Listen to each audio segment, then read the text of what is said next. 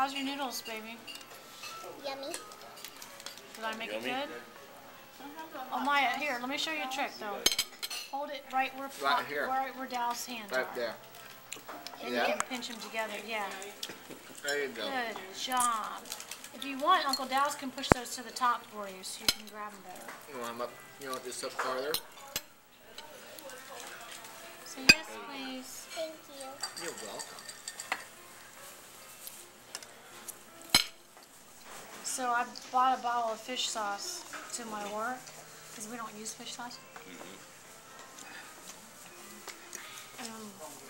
Whenever we're really, really slow, I'll make something. And one day at work, I made egg rolls.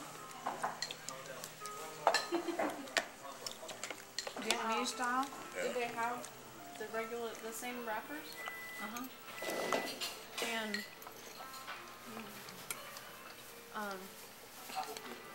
one day I made fried rice with fish sauce. And then one day I made slippery noodle soup.